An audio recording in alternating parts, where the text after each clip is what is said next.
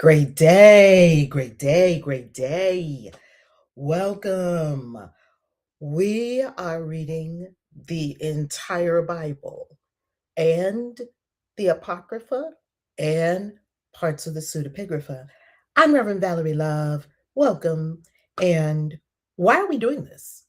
Why are we reading the whole Bible? Who would do such a thing? What is really the intention here and the purpose? The intention here is to understand that the real God is not in the Bible. The Bible's not from God. The Bible's not inspired by God. What we have been taught in church is an absolute lie, and we are here to bust up all lies and get to the truth. Where is this book from? What is this book about? What is the purpose of this book? And though we do not know who wrote it or what their intentions were when they wrote it, we can only gather that from reading what they wrote. We will do our investigation the very best we can to get to the bottom of what is the Bible? What is the Bible? And so far, this is the conclusion that I have come to. The conclusion that I've come to is that the Bible is a collection of literature written over centuries. It is humanity's library, and it includes alien contact and our humanity's true origins, which are not completely innocent. We were told that our origins were innocent. Our origins are not completely innocent.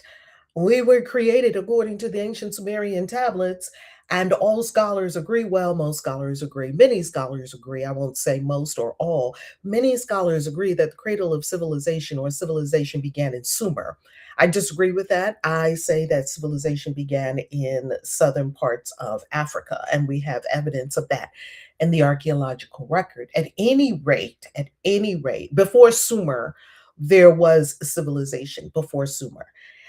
At any rate, we won't argue that point right now. At any rate, the bottom line is we were told that a benevolent creator, a God, created a man and a woman and put them in a paradise with all good intentions for them to multiply and be fruitful and fill the earth and love everyone and enjoy your time on earth and drink, eat the food and whatnot. There was no such thing as death, and that this was all very benevolent. It's not what happened at all.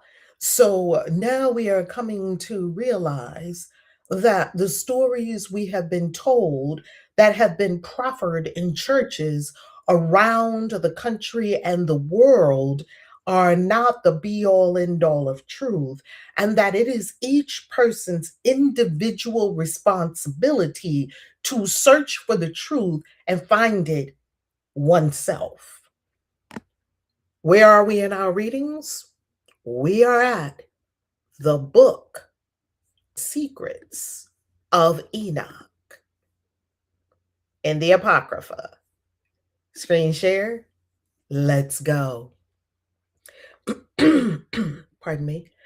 And I looked and saw other flying elements of the sun, whose names are phoenixes and chalkidry, marvelous and wonderful, with feet and tails in the form of a lion and a crocodile's head.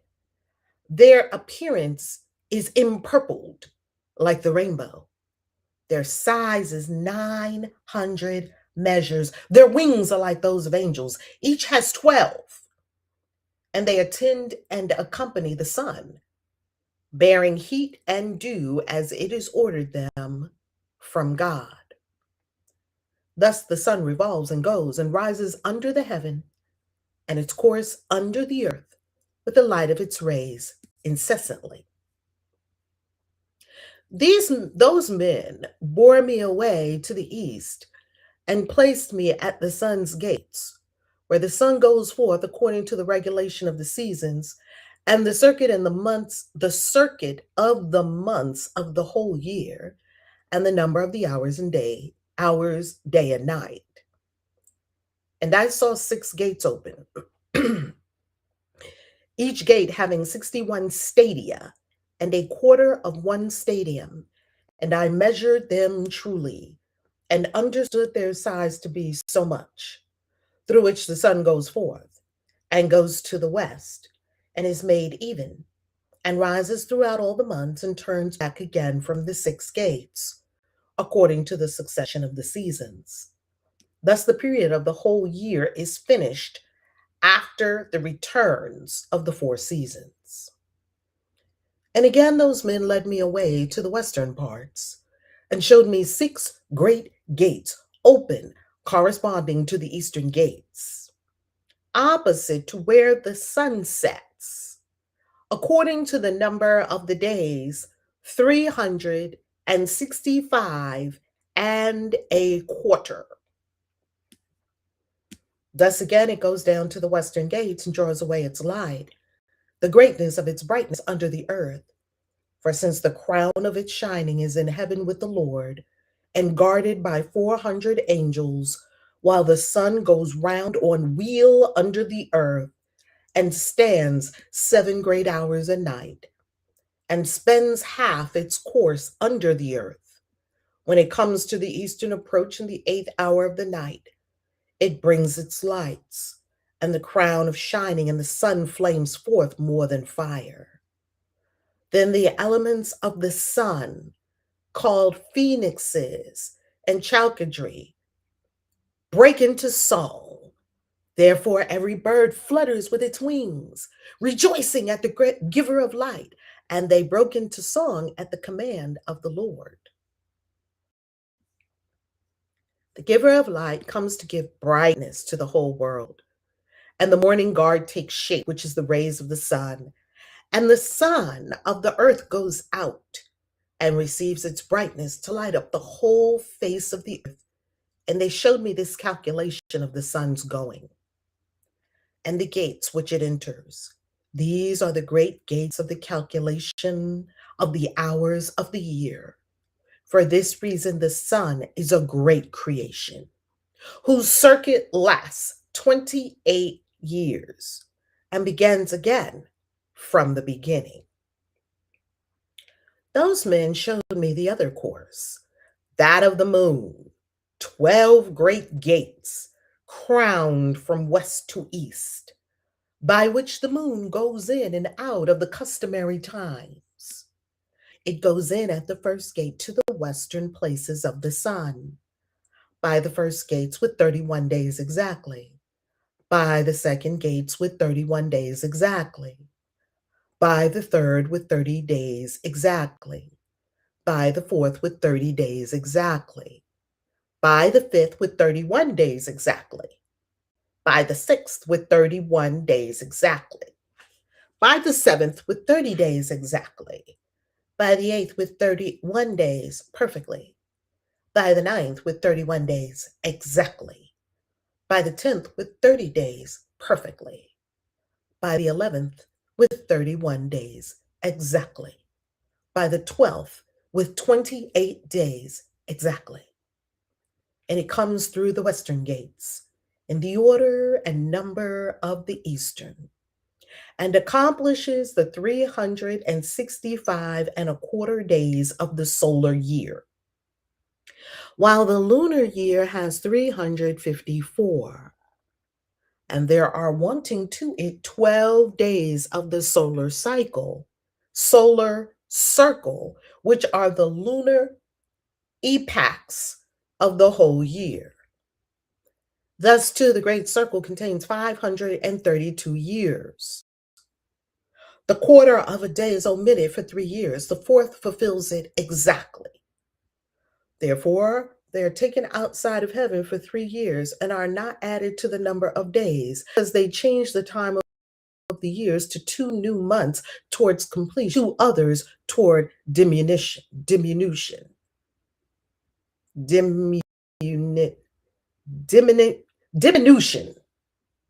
means it means diminutive, diminution. And when the western gates are finished, it returns and goes to the eastern to the lights, and goes thus day and night about the heavenly circles, lower than all circles, swifter than the heavenly winds, and spirits, and elements, and angels flying. Each angel has 6 wings. It has a 7-fold course in 19 years. In the midst of the heavens, I saw armed soldiers serving the Lord with tympana and organs, with incessant voice, with sweet and incessant voice, and various singing, which it is impossible to describe, and which astonishes every mind. So wonderful and marvelous is the singing of those angels, and I was delighted listening to it. The men took me on to the fifth heaven and placed me. And there I saw many and countless soldiers called Grigori, of human appearance, and their size was greater than that of great giants, and their faces withered, and the silence of their mouths perpetual. And there was no service on the fifth heaven. And I said to the men who were with me, wherefore are these very withered, and their faces melancholy, and their mouths silent? And wherefore is there no service on this heaven? And they said to me, these are the Grigori, who with their prince Satan, rejected the Lord of light. And after them are those who are held in great darkness on the second heaven. And three of them went down onto earth from the Lord's throne to the place Hermon, and broke through their vows on the shoulder of the hill Hermon, and saw the daughters of men, how good they are, and took to themselves wives, and befouled the earth with their deeds, who in all times of their age made lawlessness and mixing. And giants are born, and marvelous big men, and great enmity. And therefore God judged them with great judgment, and they weep for their brethren, and they will be punished on the Lord's great day. And I said to the Grigori, I saw your brethren and their works and their great torments, and I prayed for them. But the Lord has condemned them to be under earth till the existing heaven and earth shall end forever. And I said, wherefore do you wait, brethren, and do not serve before the Lord's face, and have not put your services before the Lord's face, lest you anger your Lord utterly? And they listened to my admonition and spoke to the four ranks in heaven. And lo, as I stood with those two men, four trumpets trumpeted together with great voice, and the Grigori broke into song with one voice, and their voice went up before the Lord pitifully and affectingly. And thence those men took me and bore me up on to the sixth heaven, and there I saw seven bands of angels, very bright and very glorious, and their faces shining more than the sun's shining, glistening, and there is no difference in their faces or behavior or manner of dress. And these make the orders, and learn the goings of the stars, and the duration of the moon, or revolution of the sun, and the good government of the world. And when they see evil doing, they make commandments and instructions, and sweet and loud singing, in all songs of praise. These are the archangels, who are above angels, measure all life in heaven and on earth, and the angels who are appointed over seasons and years, the angels who are over rivers and sea, and who are over the fruits of the earth, and the angels who are over every grass, giving food to all, to every living thing, and the angels who write all the souls of men, and all their deeds and all their lives before the Lord's face. In their midst are 6 phoenixes, and 6 cherubim, and 6 winged ones, continually with one voice, singing one voice. And it is not possible to describe their singing, and they rejoice before the Lord at his footstool. And those two men lifted me up thence onto the 7th heaven. Ooh, baby, we're going to the 7th heaven. And I saw there a very great light, and fiery troops of great archangels, incorporeal forces and dominions, orders and governments, cherubim and seraphim, thrones and many-eyed ones, 9 regiments, the Ionit stations of light.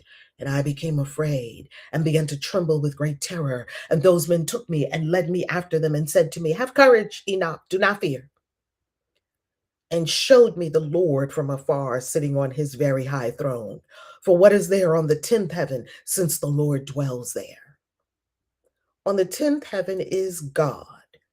In the Hebrew tongue, he is called Aravat. And all the heavenly troops would come and stand on the 10 steps according to their rank, and would bow down to the Lord, and would again go to their places in joy and felicity, singing songs in the boundless light with small and tender voices, gloriously serving him.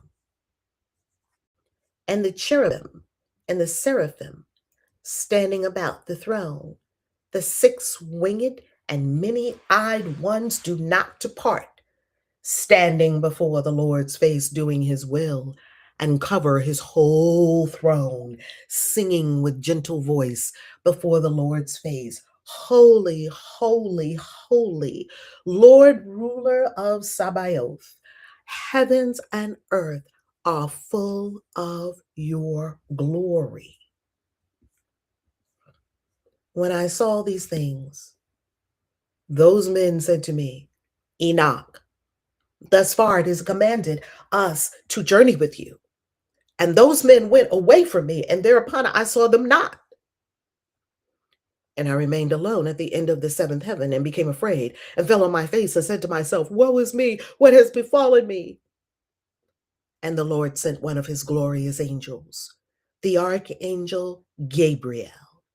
And he said to me, "Have courage, Enoch, do not fear. Arise before the Lord's face into eternity. Arise, come with me."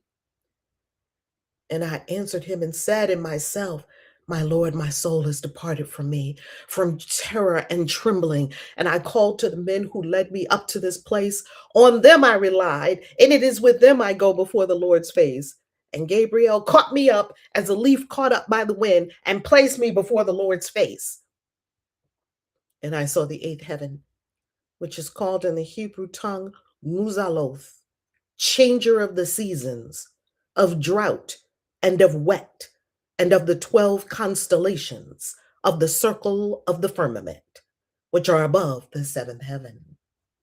And I saw the 9th heaven, which is called in Hebrew Kuchavim, where are the heavenly homes of the 12 constellations of the circle of the firmament. On the 10th heaven, which is called Aravoth, I saw the appearance of the Lord's face, like iron made to glow in fire, and brought out, emitting sparks, and it burns. Thus, in a moment of eternity, I saw the Lord's face.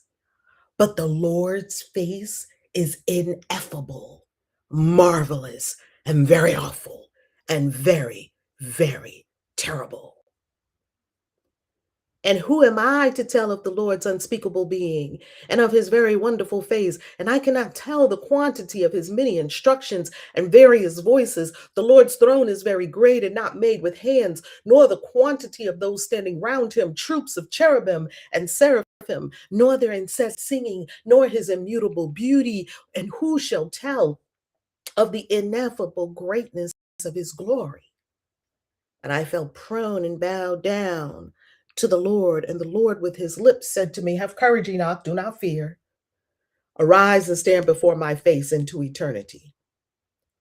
And the arc strategy, the arc is strategy. One moment. The arc is strategy. This is the chief architect, like the strategic officer, Michael, lifted me up and led me to before the Lord's face. And the Lord said to his servants, tempting them, let Enoch stand before my face into eternity. And the glorious ones bowed down to the Lord and said, let Enoch go according to your word. And the Lord said to Michael, go and take Enoch from out of his earthly garments and anoint him with my sweet ointment and put him into the garments of my glory.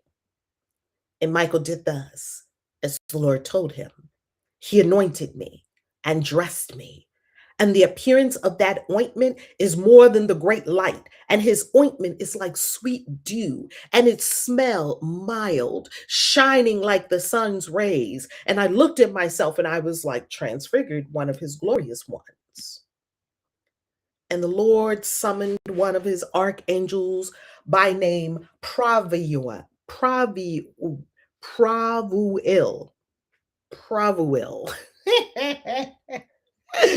Help me with these names. Whose knowledge was quicker in wisdom than the other archangels, who wrote all the deeds of the Lord. And the Lord said to Pravuil, bring out the books from my storehouses and a reed of quick writing, and give it to Enoch, and deliver to him the choice and comforting books out of your hand. And he was telling me, all parts of heaven, earth and sea, and all the elements, their passages and goings, and the thunderings of the thunders, the sun and the moon, the goings and changings of the stars, the seasons, years, days, and hours, the risings of the wind, the numbers of the angels, and the formation of their songs, and all human things, the tongue of every human song in life, the commandments, instructions, and sweet voiced singings, and all things that it is fitting to learn. And Pravuil told me, all the things that I have told you, we have written. Sit and write all the souls of mankind, however many of them are born, and the places prepared for them to eternity, for all souls are prepared to eternity before the formation of the world. And all double 30 days and 30 nights. And I wrote out all things exactly, and wrote 366 books. We'll pause here.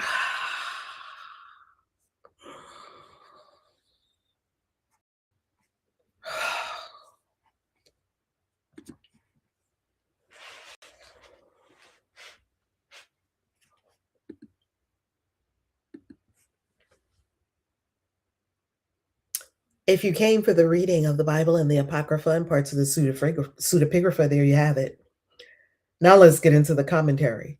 So they gave Enoch a magic pen. But first, they made a potion and put it all over him, and he was glowing. They gave him a magic potion that made him glow. Okay.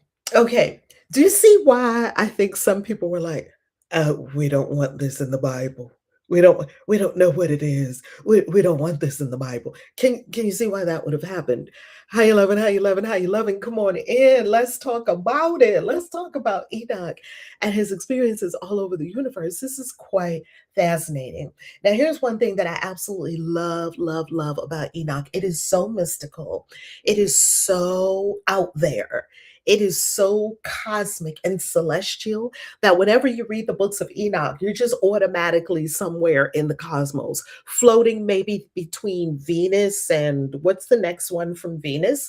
I don't know, maybe floating somewhere between Mars and Venus. And you're just kind of hanging out in the cosmos on your big spaceship with Enoch seeing 6-winged creatures and 12-winged creatures and Chowdhury and phoenixes, and counting every day and every night and every sun and every moon, and then being taken to this heaven and this heaven and then this heaven and then this heaven and then this heaven, and on the very, very, very top heaven,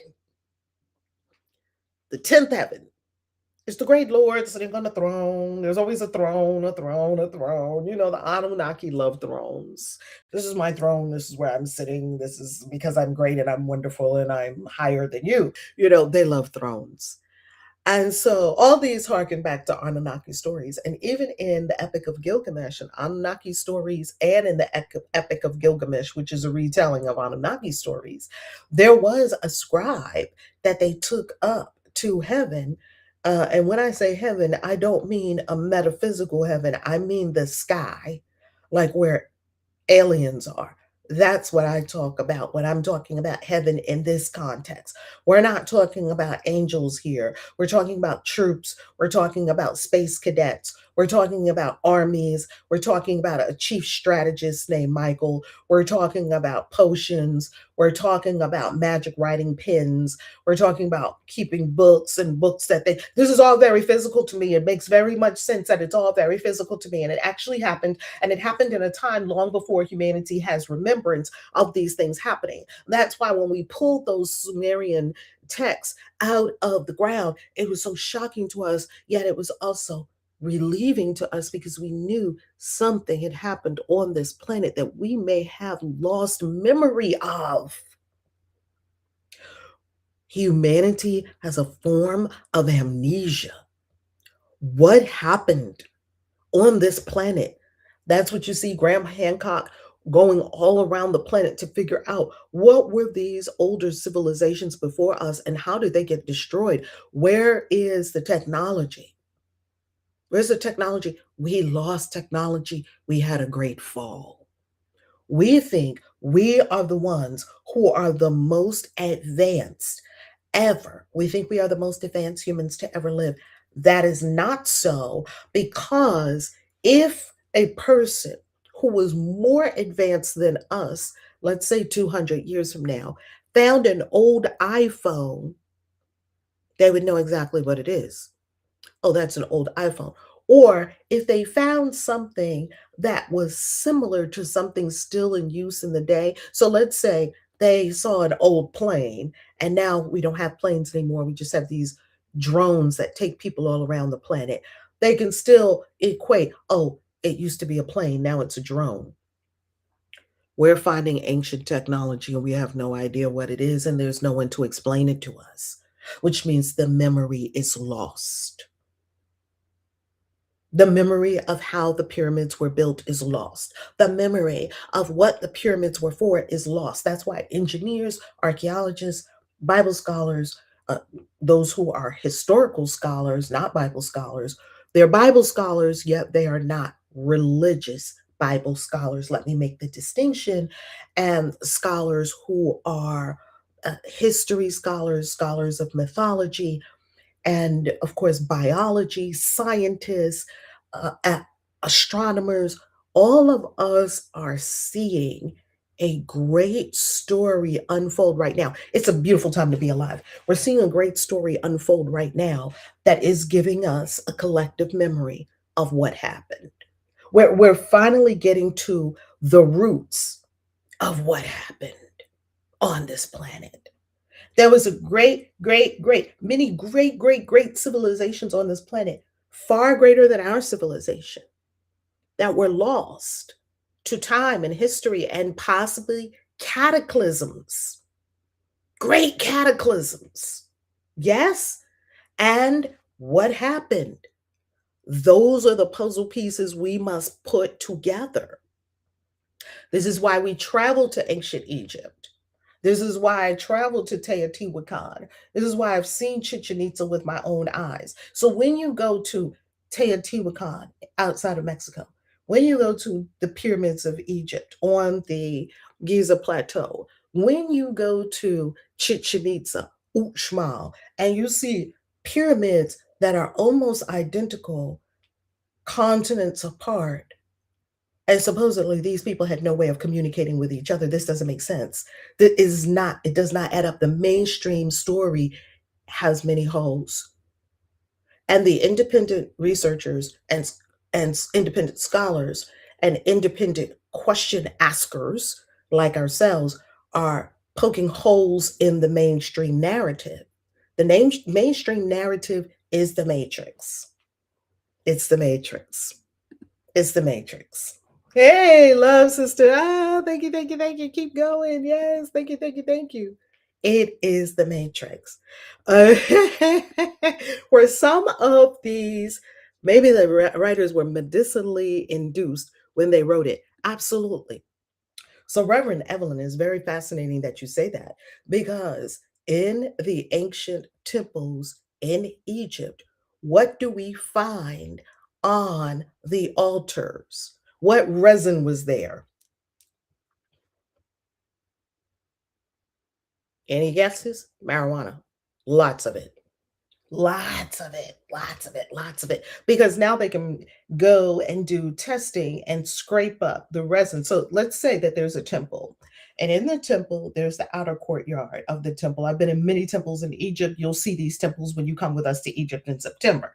As you go into the temples, you will notice that there is a courtyard. It's described the way it's described in the Bible. There is the outer courtyard, and then there's the holy, and then there's the most holy.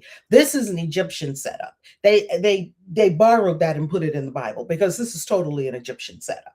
So that you go into, as it's described in the Bible, the temple that's described in the Bible, Solomon's temple that was never found, the first temple. The second temple, of course, we have the remains of the second temple, and it's over in Jerusalem right now. The wall, the western wall stands of the second temple. We're talking about the first temple, the famed temple that is spoken of in the Bible, never found. Solomon's great temple, never found. Howsoever,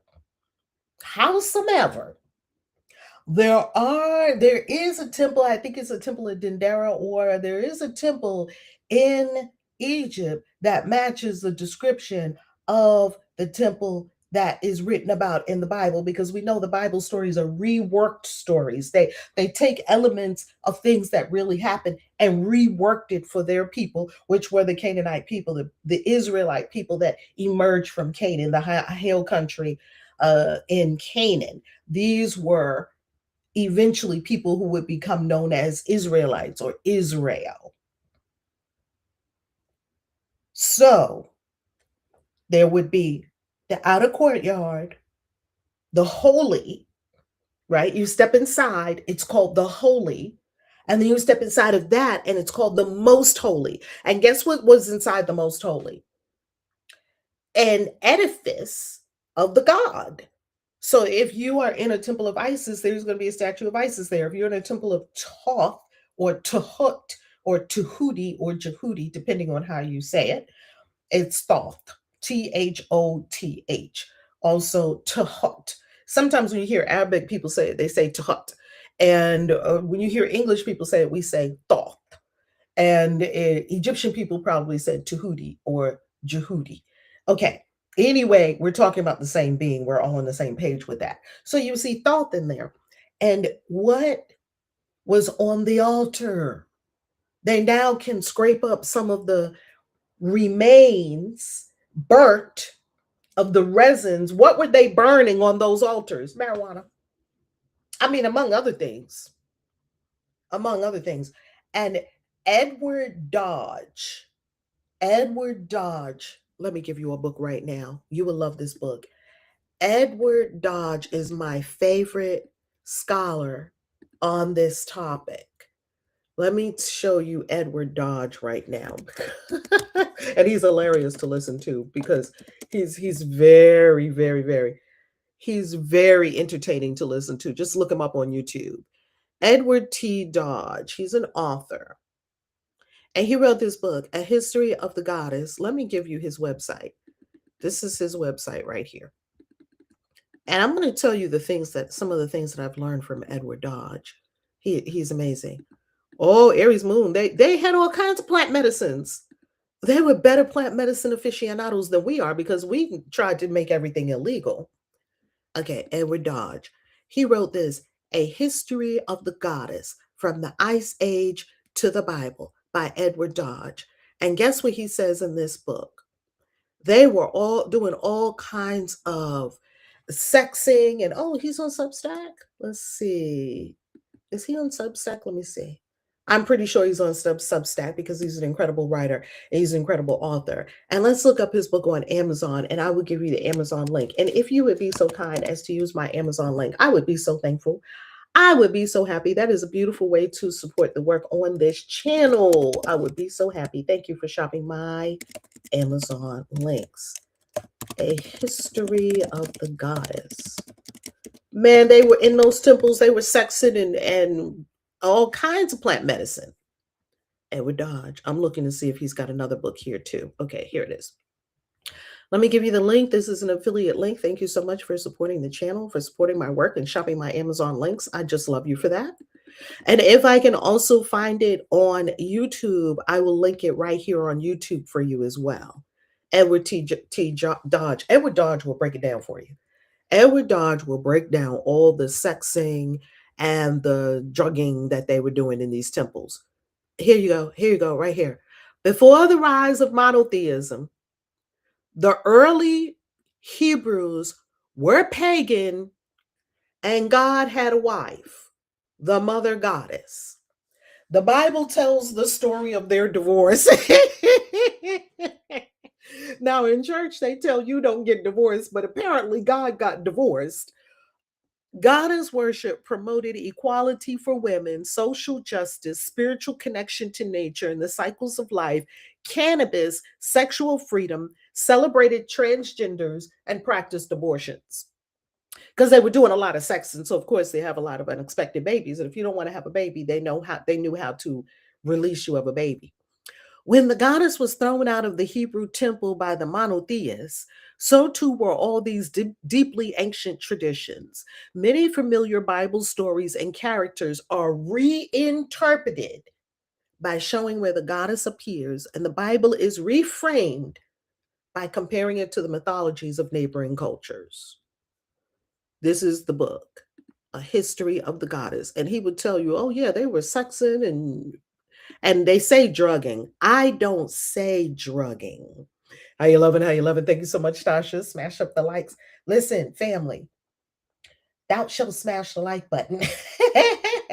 Thou shalt subscribe. It costs you nothing. It's a tap of a finger. Do it. That helps the channel. That helps us get to more people. Do it. Engage, right? We love your comments. We love your taps. We love all of that. We love your subscribes. We love all of that. Thank you, Tasha, for the reminder, because sometimes I forget to say that. Okay. These ancient people, totally orgies in the temple, totally weed, cannabis burning, everybody in the vibe, babies, worship, moon and sun flowing, goddesses everywhere, free sex, baby. It was on and popping until God got a divorce. And then next thing you know, clamping down, clamping down, clamping down. Yet, some scholars tell us that the goddess worship continued all the way past the time of Jesus in Jewish circles. They were still revering the goddess. So remember this. Remember this. This is something I want you to remember. You gracefully tap the button. I love it. Thank you so much. Thank you so much. I love you all for that. Share this. Share this. Share this. Remember something. The Bible contains propaganda. So when you hear Jeremiah, don't forget Jeremiah 44. Jeremiah 44 is a smoking gun. Let's go to Jeremiah 44. Because Jeremiah 44 is the smoking gun.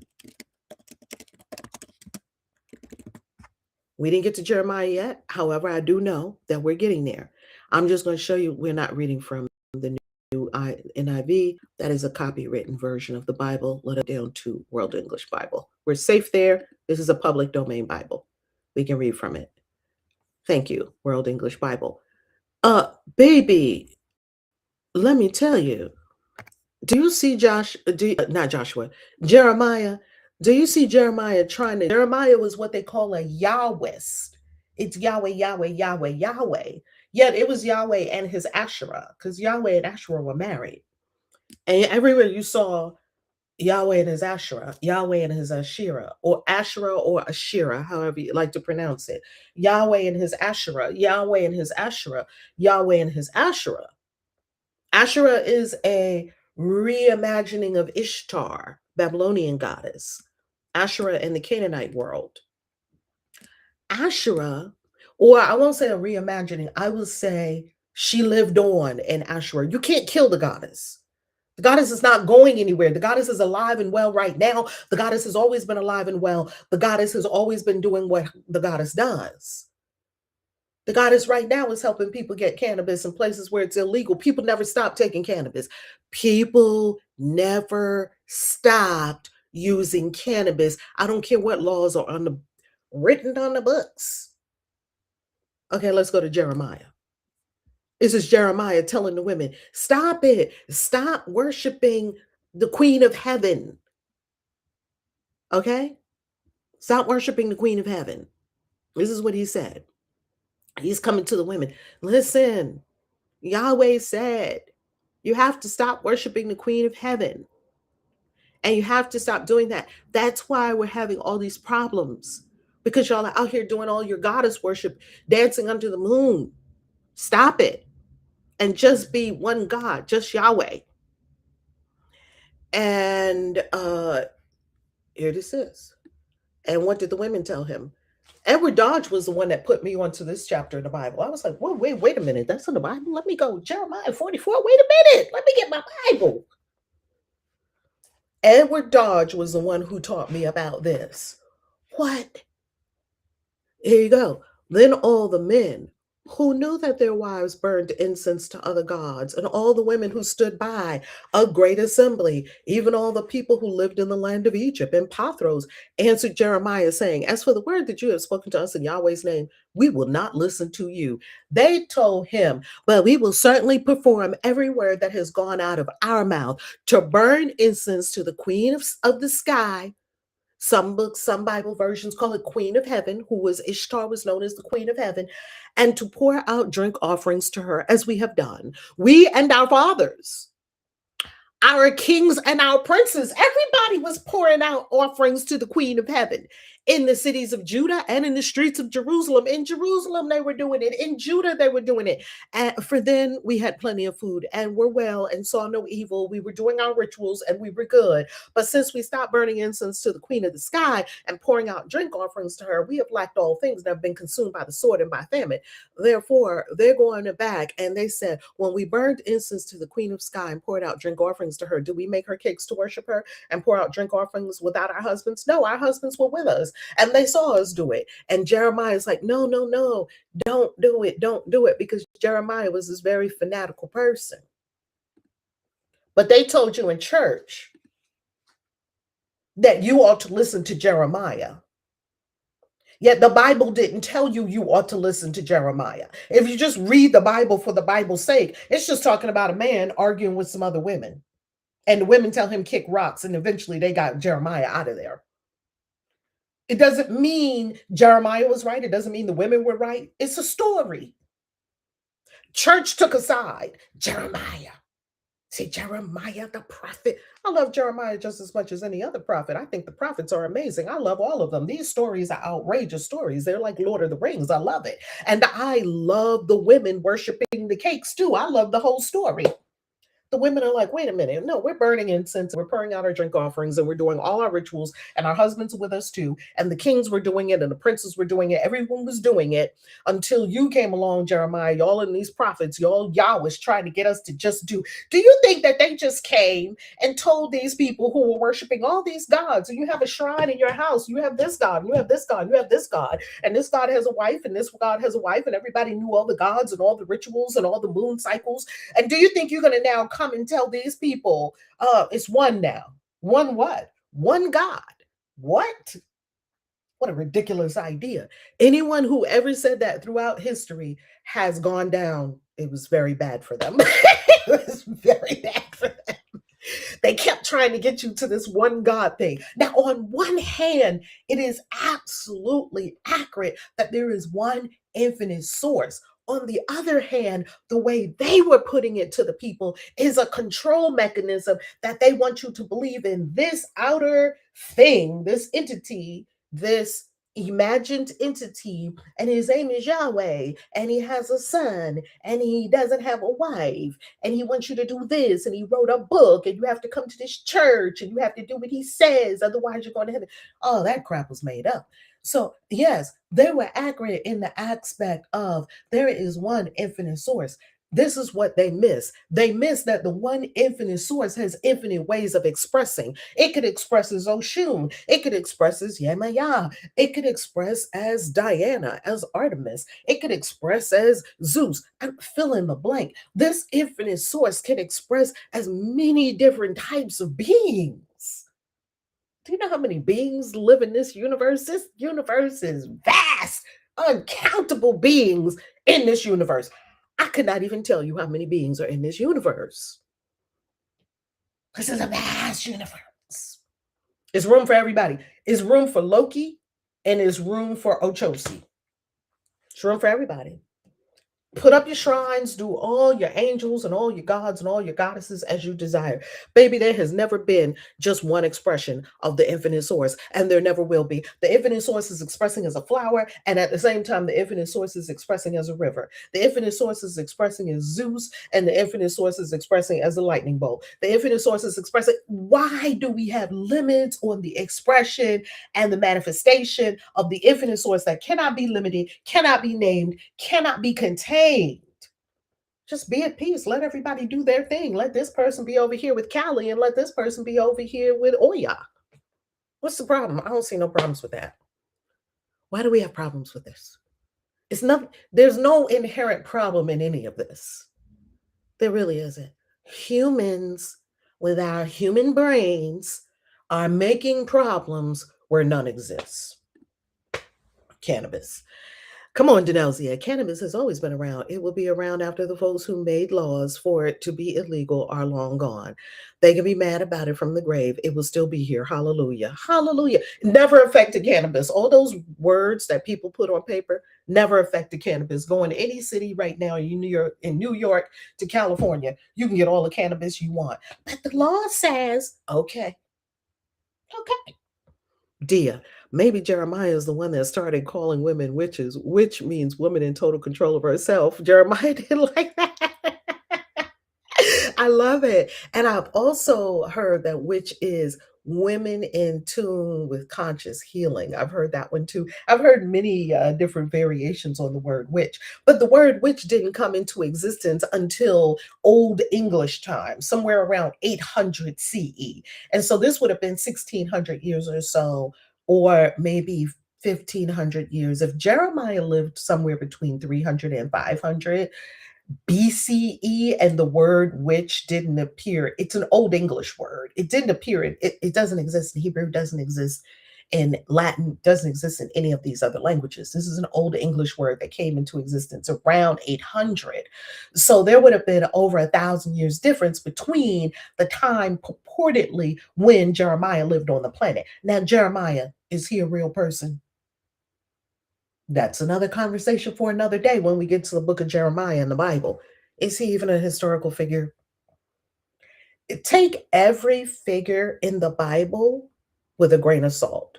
The only one I don't take with a grain of salt is Jesus, because I do sense that Yeshua was a real, true, actual rabble-rousing rebel rabbi who taught people, who was a great teacher. I get that. Everybody else, take them with a grain of salt. Mary, yeah, if Jesus was around, Mary had to have been around because that's his mom. Joseph and that whole story, no. They say that his real father is Pantera and he was a Roman soldier. That's what they say was the real father of Jesus, which would have been quite disgraceful. So they would have had to make up some other kind of story. And however it goes, if Mary was having an affair with a Roman soldier, because what Judean woman would have been kicking it with a Roman soldier? I don't know. Could happen. People from opposite ends of wars do sometimes get together. I don't know. There's question marks, and we don't have the paternity test. We can't swab the side of Jesus' cheek. Bring me that long Q-tip. Let's get to swabbing Jesus. Open up, because we're going to find who's the dad. We don't have that. So we don't know. We don't know, but there's some stories that Jesus was his fatherhood was in question. And Mary didn't tell. Mary's like, wouldn't you like to know? Yeah. So they had to make up a story about that one. I thought witchcraft meant men and women of the wise at one point. You're absolutely right. It has had many iterations over the years. So witch is also connected to Wicks or Wicca, Wicce, which is an old English word meaning a wise one, right? Now today we use many different um, descriptions for witch, and um, we've made different sayings for what witch could mean. Which woman in total control of herself. I've heard that one, which is a very popular one. Yet witches are not only women. There are men witches to a lot of men witches as well. All right, family, that's a wrap for today. Tomorrow we will continue with the incredible Enoch's adventures. Absolutely catch up with Edward Dodge. You can listen to one of his podcasts today somewhere on YouTube as you're walking around or you're commuting to work or you're just on your lunch hour and you want something interesting to listen to. Edward Dodge can tell you all about sex, drugs, and rock and roll in the ancient world. He can tell you all about it. He studied it. Baby, Mary was. Uh-oh, uh-oh, we're about to upset the church because we're going to be like, Mary, baby. You know what they did with Mary? Yes, that is a clutch the pearls, isn't it? This is what Christianity sought to do. Christianity sought to make everything virginal, pure, take all the sex out of it, make it lofty, make it the mother. So, the goddess has a triple face. The goddess is the maiden, the mother, and the crone. The goddess is triple faced. And you see the triple face of the goddess represented as a waning moon, a full moon, and a waxing moon on a crown that many goddesses wear. You see it on the head of the high priestess and on the tarot card. Key number 2, the high priestess. Let me show you what that looks like. We are currently in the book of tarot in the mystery school. So if you'd like to join us in the mystery school, by all means. High Priestess is one of my favorite tarot cards. Let's go to the images. And let's get the Rider-Waite-Smith image because I do love that one. Boom, here we go. Look at her crown. This is her crown. It is the triple moon, 3 phases of the moon. Whenever you see the goddess, think 3. Yes, they totally stole that too for Christianity. Well, not stole it, they repurposed it. If you got a good thing going, the triples, you got a good thing going, keep it going. The triple moon, 3. The goddess is in 3s. Now, because they wanted to make everything holy and virginal and get out all this sex, drugs, and rock and roll stuff that was going on in all these pagan temples, people having orgies and whatnot. And pagan is not a slur in my world. Pagan just means dweller outside of the city. That's all pagan means. Pagan are people who were dwelling in dwellings outside of the city. They weren't inside the city because they were probably dancing under the moon. So the pagans were, free love and having all these pagan festivals, which we talked about last week, Lupercalia, one of the many festivals. And it was very much eroticism. This is part of the human experience.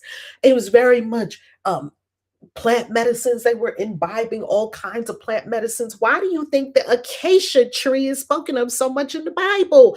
That's a hallucinogen. We'll talk about the acacia tree in another conversation.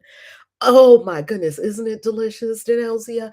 All that stuff was hiding in plain sight in the Bible. If they had told us that there was sex, drugs, and rock and roll in the Bible, we would have probably read the Bible more. They're trying to get us to read the Bible for the wrong reasons. Now that we know that the women were like, kick rocks, Jeremiah. We ain't, no, we're not doing what you said. Our husbands were with us. The kings were. The women shut Jeremiah down so fast it was not even funny, and Jeremiah had to leave. They were like, whatever. Get me the candles for tonight's ritual. What phase is the moon in? Where's our wine and our cannabis? Where's our incense? And they were baking cakes with her name on it. It says it right in the Bible. Yet, I don't think the pastor will ever read to you Jeremiah 44, because then you'll start to see, oh, wait a minute. Everyone was doing goddess worship. So it wasn't just only God all the way back to the Garden of Eden. They just made this one story. It was just one God all the way back to the Garden of Eden. Wow. They pulled a fast one. But that's okay. We're awakening. We're awakening. Oh, yeah, the triple goddess is totally the Father, the Son, and the Holy Spirit all over again. That's exactly what it is. That's exactly what it is. The triple goddess, the Son, the Father, and the Holy Spirit is threes. They changed it around. Yes, they did. That's exactly what they did. And what I love about it is that the goddess still remained all along in Scripture. She's Mary. The goddess never left.